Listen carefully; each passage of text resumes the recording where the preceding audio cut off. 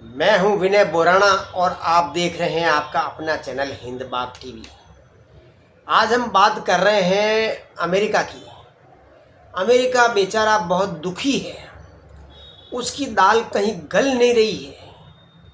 कोई ज़माना था अमेरिका के नाम से लोग डरते थे, छोटे छोटे देशों की घिघी बन जाती थी।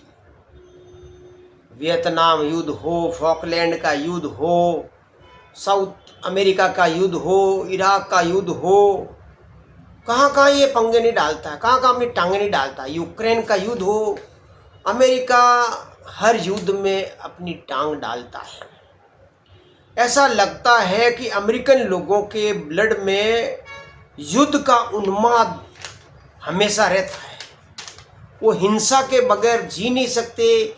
जिस प्रकार हमारी भारतीय संस्कृति अहिंसा और शाकाहार को का समर्थन करती है, उसी प्रकार अमेरिकन कल्चर मांसाहार और हिंसा का ही समर्थन करता, उसके हिसाब से चलती है।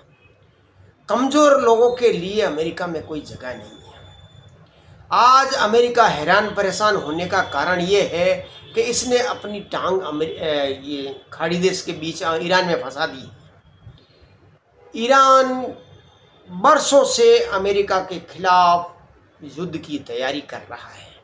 उसका कारण ये है कि इज़राइल को वो दुनिया के नक्शे से मिटा देना चाहता है, और इज़राइल को मिटा देने के लिए वो अपनी सैनिक तैयारियां लगभग 40 साल से कर रहा है।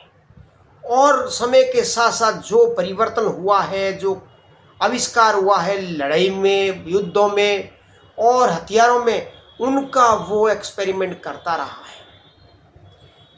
ईरान इज़राइल को ख़त्म कर देने के कारण वो एटम बम बनाना चाहता है, और अमेरिका और इज़राइल किसी भी सूरत में ईरान को एटम बम बनाना नहीं देना चाहते।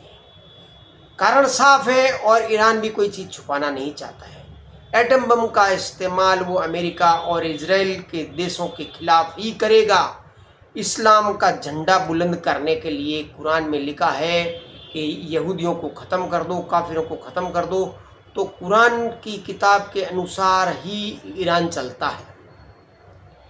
और इस युद्ध में अमेरिका की जो बेदम मतलब उसका दम निकल रहा है, उसका कारण ये है कि हर युद्ध में नाटो संगठन या यूरोपियन कंट्रीज़ है, जो फ्रेंड कंट्रीज़ कह लीजिए, अमेरिका का सदैव साथ देते रहे हैं और बड़ा सा बड़ा अचीवमेंट वो प्राप्त करते रहे हैं। चाहे वो शीत युद्ध हो या कोई दूसरे प्रकार के युद्ध हो, एक कंधा से कंधा मिलाकर यूरोपियन कंट्री अमेरिका के साथ खड़े रहे हैं। यूक्रेन युद्ध के पश्चात जो शुरुआत हुई थी, रशिया ने यूक्रेन पर हमला किया था, उस समय अमेरिका में डेमोक्रेट्स का शासन था और वो बड़े खुश हुए थे। यूक्रेन को खूब हथियार दिए थे रशिया के खिलाफ।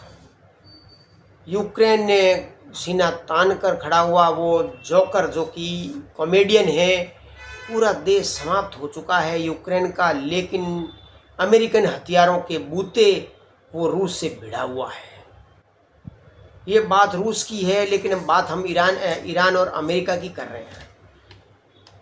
अमेरिका ने जब यूरोप से सहायता मांगी तो यूरोप वाले लोगों ने यूरोप के देशों ने मना कर दिया। कारण ये था कि बड़बोला और नार्सिसिस्ट डोनाल्ड ट्रंप, जो कि एक ठेकेदार है, कंस्ट्रक्शन वाला है और सट्टेबाजी का काम वो हमेशा करता रहा है, और अपने देश की पॉलिटिक्स और दुनिया की पॉलिटिक्स को भी वो सट्टे के अनुसार ही काम में लेता है। वो बार बार नेटो देशों को और यूरोपियन देशों को धमकियां देता रहा है कि हम तुम्हारी सुरक्षा ना करें तो तुम एक दिन भी नहीं चल सकते हो। उस कारण नेटो के देश अमेरिका से चिढ़े हुए, नाराज है। और जब इज़राइल के ऊपर जो आतंकवादी हमला हुआ था और इज़राइल ने हमास को और यहाँ पे लेबनान में जो हमले किए, उसका समर्थन अमेरिका ने किया था। और धीरे धीरे जब डोनाल्ड ट्रंप के शासन में यूरोपियन कंट्रीज़ के लोगों को धमकी देने के पश्चात, रशिया से भी बात करने के बाद उनको लगा कि ये डोनाल्ड ट्रंप की विश्वसनीयता नहीं है, ये कभी भी हमें धोखा दे सकता है। इस कारण यूरोप के देशों ने हाथ खींच लिए और अमेरिका का साथ नहीं दिया। उसके पश्चात अमेरिका ने रसिया से बातचीत प्रारंभ की, लेकिन वहाँ भी उसकी दाल नहीं गली। उसके पश्चात थक हार कर, क्योंकि ईरान का मुख्य आपूर्तिकर्ता हथियारों का रूस और चीन में है, और चीन है जो ईरान का सबसे प्रमुख पेट्रोलियम पदार्थ खरीदार है, और अपनी टेक्नोलॉजी और अपने हथियार, फूड आइटम ईरान को चीन देता रहा है, और ईरान चीन के कारण ही चल रहा है। तो थक हार कर डोनाल्ड ट्रंप चीन की शरण में गए, लेकिन चीन ने उनको घास तक न डाली। फिर अमेरिका को याद आया भारत। क्वाड की स्थापना के पश्चात डोनाल्ड ट्रंप ने क्वाड की उपेक्षा ही की थी, लेकिन अब ऐसा लगता है अमेरिका को क्वाड के बगैर ईरान को दबाया नहीं जा सकता है। और भारत कैसे भूल सकता है, डोनाल्ड ट्रंप ने गैर कानूनी रूप से गए हुए भारतीयों को हथकड़ी लगा लगा कर हवाई जहाज के द्वारा भारत में भेजा था, उनकी नकल निकालता था। अपने पहले टर्म के दौरान नरेंद्र मोदी उनको बहुत अच्छे लगे थे, और दूसरे टर्म में उसको पाकिस्तान अच्छा लगा।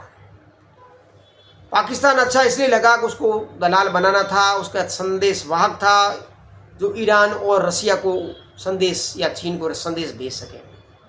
वहाँ पे भी दाल नहीं गली, और आर्मी ईरान में उतारने के लिए कोई भी अरब का देश हिम्मत नहीं जुटा पाया, उन्होंने मना कर दिया। तो यहाँ पे फिर भारत ही ले दे के बचा है। जब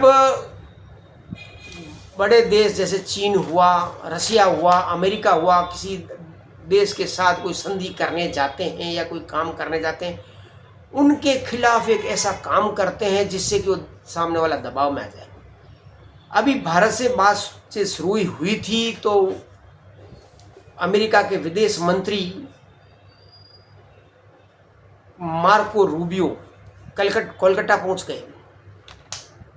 वहाँ पे अभी बंगाल में बीजेपी का शासन शुरू हुआ है और वो हिंदू कल्चर को बचाने के लिए काम कर रहे हैं। और अब तक बंगाल या पूर्वी प्रदेशों में अमेरिका के पैसे और यूरोपियों के पैसों के कारण ही यहाँ पे ईसाई कन्वर्जन बहुत तेज़ी के साथ हुआ था। मदर टेरेसा की मिशनरीज ऑफ चैरिटी भी इसी काम में संलग्नता रही है। वो चैरिटी का ठप्पा देकर कन्वर्जन का बड़े भारी पैमाने पर काम किया है, और पूर्वी प्रदेशों में जो कन्वर्जन इतनी तेज़ी के साथ हुआ वो मिशनरीज ऑफ चैरिटी की वजह से हुआ और मदर टेरेसा के कारण ही हुआ है। अभी FCRA पर प्रतिबंध लगाया था भारत सरकार ने, जो विदेशी संस्थागत निवेश हुआ करता था NGO के द्वारा, लेकिन इनका कन्वर्जन का काम देखने के कारण भारत सरकार ने इन पर बैन लगा दिया था। मार्को रूबियो फिर भी है जो कलकत्ता गए चिढ़ाने के लिए कन्वर्जन के बारे में बात करने, लेकिन विदेश मंत्री S जयशंकर ने भी उन्हें कह दिया कि अगर आप कहते हैं कि अमेरिका फर्स्ट है तो हमारे लिए इंडिया फर्स्ट है। हम इंडिया की बात करते हैं। वीज़ा और इमिग्रेशन पर जो आप इतने दबाव में हमारे भारतीय लोगों को करते हैं वो हमें पसंद नहीं है। अब दाल कैसे गल नहीं रही है खाड़ी देश में अमेरिका की, क्योंकि हॉर्मुज पर ईरान कब्जा करना चाहता है, वहाँ से टोल वसूलना चाहता है, और इस हॉर्मुज जो जल डमरू है इस क्षेत्र में, इस गली के दो मोहल्ले की गली में कई देश रहते हैं जिनका आना जाना लगा रहता है। उनके ऊपर अगर टोल लगाएगा तो वो तो भूखे मर जाएंगे। पहले तो ऐसा नहीं था, लेकिन अब ऐसा है।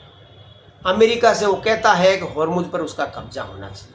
अमेरिका नहीं मानता है, वो उसको खुला रखना चाहता है, और ये सही भी है, हॉर्मुज खुला ही रहना चाहिए।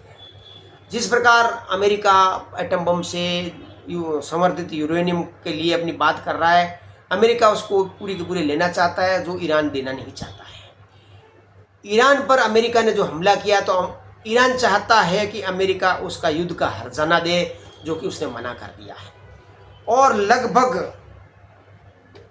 2.5 लाख करोड़ डॉलर की संपत्ति को फ्रीज कर रखा है अमेरिका ने ईरान की, जो उसको भी उसने छोड़ने से, डी फ्रीज करने से मना कर दिया है। और इसकी स्थिति खराब हो गई है। ईरान भूखा रह सकता है, वो भूखा मर सकता है, लेकिन वो झुकेगा नहीं। उसका कारण इतिहास में भी देखा जाए तो ईरान के ऊपर जब यूनानी शासन आया था, उससे पहले ईरान के शासकों ने यूनानी शासकों को नाकों चने चबा दिए थे और उनसे टैक्स वसूल किया था। उसके पश्चात सिकंदर यानी अलेक्जेंडर भी आया था। अलेक्जेंडर ने जो ईरान को फतेह कर लिया था। ईरान का पहले नाम, प्राचीन नाम फारस हुआ करता था। तो मुसलमान बन गए, लेकिन ये पारसी के नस्ल अभी वही है, ज़िद की है, अपनी ज़िद के लिए मिट जाना। इस कारण से ये पुरानी कहानी भी है, 7वीं शताब्दी में भी इन्होंने ज़िद किया था, उसका खामियाजा अभी तक वो भुगत रहे हैं, लेकिन ज़िद नहीं छोड़ते। ईरान बहुत ज़िद्दीला देश है। अब जब इस युद्ध में इतनी मिसाइलों का आदान प्रदान हुआ है, तो हथियारों की कमी अमेरिका में आई है और वो हथियार बनाने के लिए कोशिश कर रहा है, लेकिन ईरान को इस युद्ध विराम में जीवन दान मिल गया है। वो भारी पैमाने पर हथियारों का प्रबंध कर रहा है और अब वो बड़ी तैयारी कर रहा है अमेरिका को ठोकने के लिए। अमेरिका बार बार रुक रहा है, उसको पता है कि अगर जल्दबाजी करूँगा तो यहाँ फंस जाऊँगा, तो वो बार बार अपने दोस्त ढूंढ रहा है जो ईरान पर हमला करने में उसका साथ दे सके।